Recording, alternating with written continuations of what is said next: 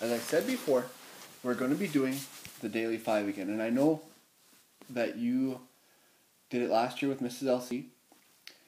And you probably did some of the same things that we're going to do. I know you guys did read to self. And that's what we're going to start with this year.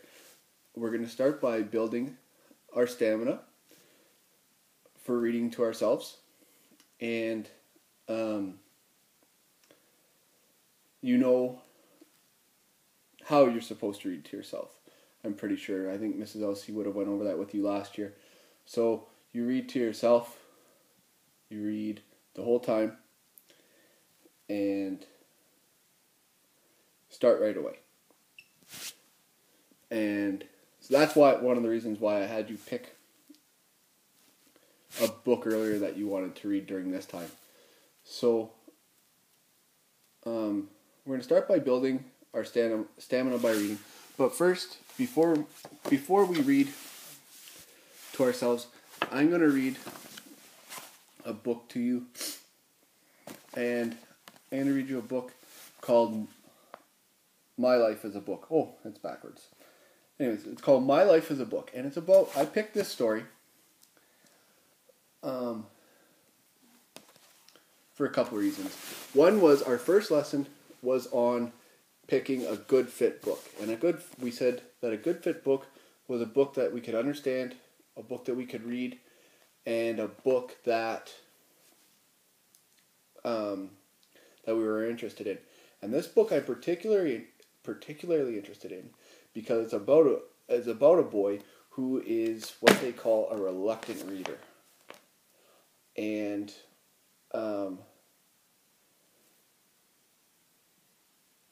after I'm finished the chapter, I'm going to ask you a question. And the question is going to be on Edmodo, and the question it's going to be a poll question, and it's going to say, what is a reluctant reader? And I'm going to read you the chapter, and I'm going to think about I want you to think about what it means as I read it. But I'm going to read the first chapter, and I'm going to see if this is a good fit book for me, because that's what we're going to be talking about, is good fit books. So, but the first chapter is called Help. I don't want to read this book. Ever since my teacher said I was a reluctant reader, I spent every waking minute avoiding my mother and her latest idea of how I should use my time. Waste my time is more like it. The librarian said, "You'd love this book." My mom vaults over a basket. My mom vaults over a basket of laundry, but I'm too fast for her.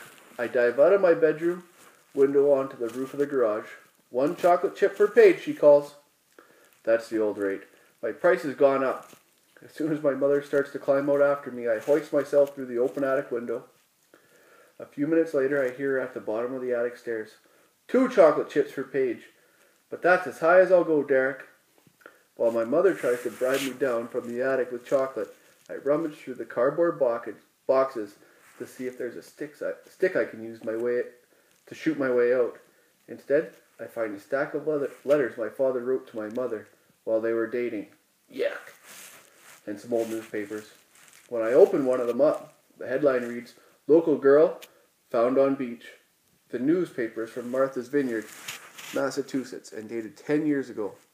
I have to do the math in dust with my finger. I open the attic trapdoor and hang down by my feet. I'm facing my mother upside down, like Peter Parker and Mary Jane in the first Spider-Man movie, except we don't kiss, obviously.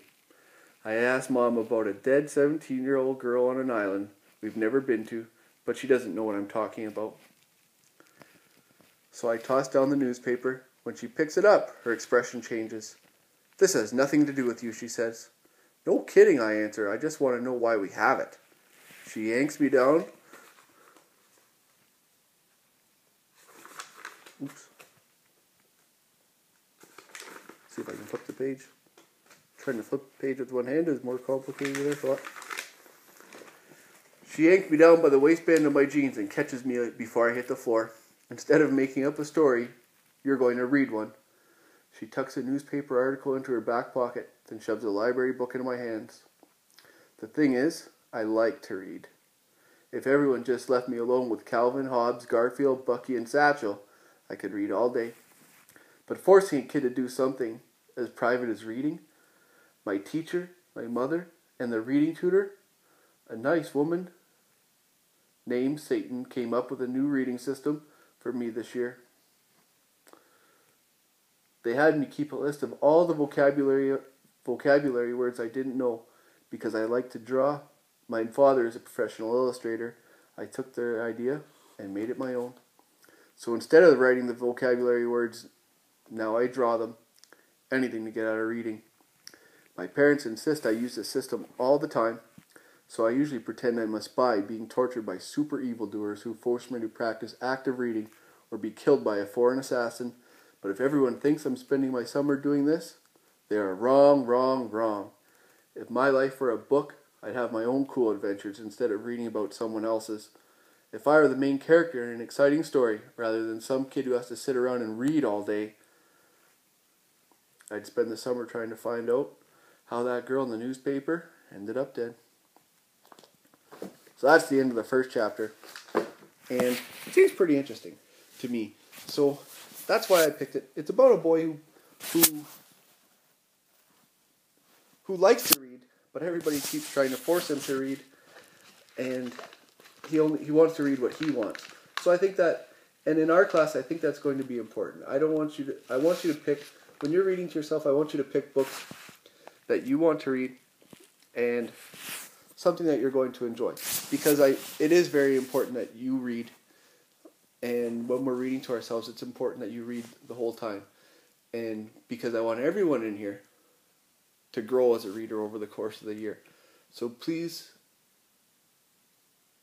when the video is over, you can pick up the book that you have and you can start to read. After you're done reading, I want you to answer the poll question on Edmodo. Go.